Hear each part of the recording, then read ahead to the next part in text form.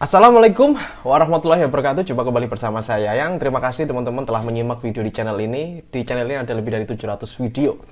Hari ini saya akan berbagi tips untuk sukses ya, yaitu untuk kaya dengan cara yang berkah ya. Kita belajar dari sahabat Nabi yaitu Abdurrahman bin Auf. Beliau adalah sahabat Nabi yang kaya raya dan sukses.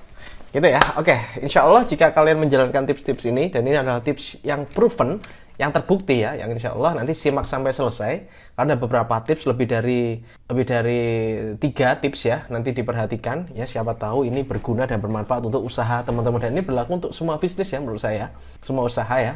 Silahkan disimak. Oke, selamat datang di channel Yayang Sundawa.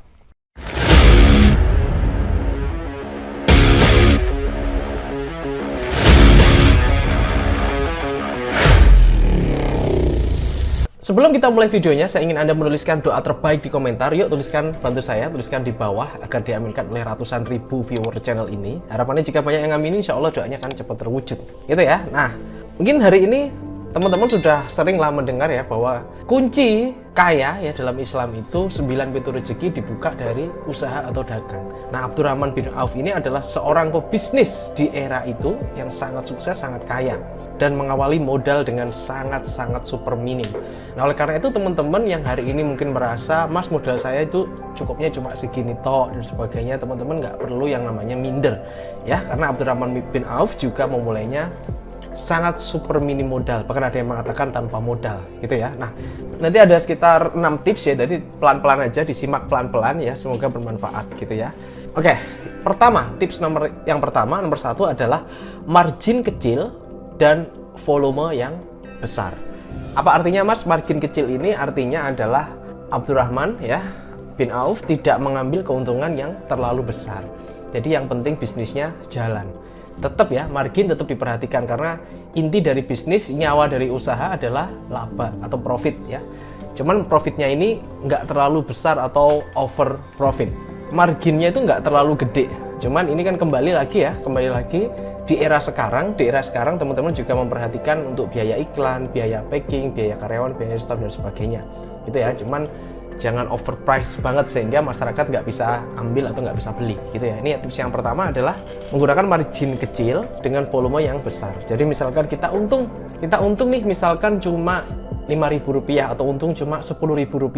Tapi kan 10.000 ya dikali 1.000 itu sudah 10 juta gitu ya. Jadi mengandalkan volume. Ini artinya Abdurrahman bin Auf mengandalkan kestabilan yang dimana tahun per tahunnya naik, karena kan biasanya bisnis margin kecil itu memang dia mengutamakan kestabilan dan kepuasan konsumen gitu ya. Jadi berproses, tidak instan, tidak langsung blek langsung untung 100 juta gitu, enggak, tapi pelan-pelan dan berproses ya. Ini yang pertama, itu ya tips dari Abdurrahman bin Auf ya. Yang kedua adalah penjualannya itu tunai. Penjualan tunai, cash flow is king gitu ya. Jadi ibaratnya perputaran ini sangat penting ini. Yang kedua, bahwa tunai direkomendasikan tunai. Lebih baik gitu ya, lebih baik untung 10.000 atau 100.000 tapi cash daripada untung 1 juta tapi tempo gitu ya, tapi kredit, dicicil dan sebagainya. Karena dengan tunai kita langsung bisa mengantongi kembali modal kita plus keuntungan, sehingga bisa diputarkan lagi bisa. Ini nggak tahu ya masuk apa nggak di kalian, tapi ini proven, terbukti gitu ya. Dan menurut saya pun saya setuju, karena begitu ini misalkan barang ya dibeli gitu ya, dibeli barangnya, saya kan langsung dapat uang modal saya kembali gitu ya, modal saya kembali dan keuntungan saya kembali. Jadi pembayaran tunai, penjualan tunai ini lebih diutamakan. Ini ya prinsip bisnisnya Abdurrahman bin Auf itu yang nomor 2. Yang nomor 3 adalah integritas penting ya. Integritas lebih penting daripada uang. Ini yang nomor 3. Integritas itu apa, Mas? Integritas itu gini, misalkan Anda menjual barang, kita menjual barang, terus habis itu barangnya diterima konsumen ternyata cacat atau rusak atau kurang oke atau kurang bagus. Maka seperti prinsip Abdurrahman bin Auf tadi, bahwa integritas lebih penting daripada uang. Maka segera kita gercep atau gerak cepat memberikan solusi kepada orang tersebut. Jadi jangan sampai kita tersebar kemana-mana, nama kita jadi jelek ya. Jadi sebagai contoh kasusnya, misalkan kita menjual barang kita rusak, Ya langsung kita, bagaimana Kak rusak? Oh ya udah dikembalikan saja Kak, dikembalikan saja, lalu kita ganti barang baru atau dikembalikan uang. Yang penting memberikan solusi kepada orang tersebut. Sebelum orang itu keluar-keluar ya, apalagi di zaman medsos ini, waduh, terima barang yang agak gimana gitu langsung komplainnya di media sosial, ini akan menghancurkan nama.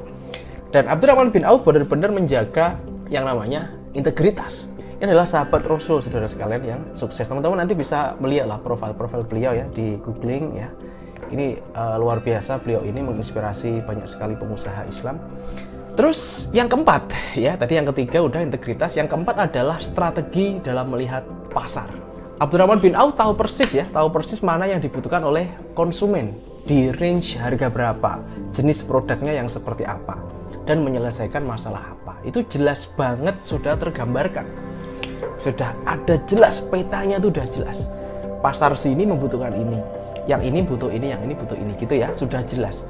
Range harganya sekian, jadi kalau misalkan gula atau produksi itu harganya sekian, dijual dengan harga sekian. Strategi melihat pasarnya itu jelas. Dan melihat pasar ini kan perlu dilatih, saudara sekalian ya. Orang itu kalau sudah terbiasa melihat peluang, dia akan langsung paham bagaimana mengolah peluang tersebut. Ketika lihat peluang, oh di sana kayaknya harganya sekian. Oh ini aku bisa nih produksi dengan harga sekian. Itu harganya sekian, aku bisa kulak di sana harganya lebih murah dan sebagainya, lalu tak jual di sana. Gitu ya. Jadi strategi melihat pasarnya ini harus jelas, dan ini perlu dilatih ya saudara sekalian ya. Melihat pasar ini harus terang dan jelas untuk melihat pasarnya. Yang kelima adalah bekerja untuk keberkahan. Ya, jadi tidak semata-mata mencari uang, mencari profit gitu ya, tapi tetap keberkahan, tetap diiringi dengan patuh kepada Allah Subhanahu wa taala, patuh kepada Tuhan yang Maha Kuasa. Bekerja untuk keberkahan ini juga ibaratnya kalau di pasar ya, tidak mengurangi timbangan ya, tidak berbohong gitu juga ya. Nah, ini bekerja untuk keberkahan. Jadi jujur apa adanya. Karena kita tahu bahwa di dalam transaksi jual beli kita ini ada Allah yang mengawasi gitu. Jadi kita tidak asal-asalan aja jualan. Mencari keberkahan yang nomor satu. Nomor duanya adalah mencari laba atau profit. Karena memang seperti sering saya katakan bahwa rezeki yang berkah itu awet gitu ya. Nah ini yang kelima tadi, bekerja untuk keberkahan. Kerja ya kerja, waktunya sholat, waktunya ibadah. Jadi tidak meninggalkan itu gitu ya. Malah diutamakan yang itu gitu, karena itu adalah keberkahan. Yang keenam ya, dan yang terakhir, hanya menjual yang berkualitas. Ini yang keenam ya, menurut saya cukup penting, sangat penting bahkan ya. Jadi hanya menjual yang berkualitas dan memiliki jaminan kualitas. Artinya barang-barang yang misalkan busuk, barang-barang yang artinya cacat, itu sudah ada sortirannya atau quality controlnya. Ini luar biasa saudara sekalian ya. Diperhatikan benar mana yang bagus baru dijual. Yang tidak bagus ya mungkin di retur atau dijual tapi tidak di toko tersebut, mungkin wholesale atau grosir yang lain gitu, tapi tidak dijual di etalase utama gitu ya. Tapi yang jelas hanya menjual yang berkualitas. Ini adalah rumusnya dan prinsip bisnisnya Abdurrahman bin Auf ya, menjual yang berkualitas, ada jaminannya dan ada garansi kepuasan pelanggan. Nah itu tadi sebenarnya menyambung dengan yang ketiga tentang integritas tadi. Jadi benar-benar menjual barang itu yang mantap, yang jos gitu. Nah, keren ya. Nah itu tadi ada 6 ya saudara sekalian. Jadi keuntungan itu adalah efek samping dari bisnis, bukan sebagai tujuan utama. Jadi yang pertama adalah keberkahan itu tadi ya. Kita bisnis mencari ridhonya Allah. Ketika kita mencari ridhonya Allah dengan bisnis, dan tadi janjinya Allah bahwa pintu rezeki itu ada 9 dan 9-nya dari dagang, maka uang akan mengejar kita. Gitu ya. Semoga bermanfaat.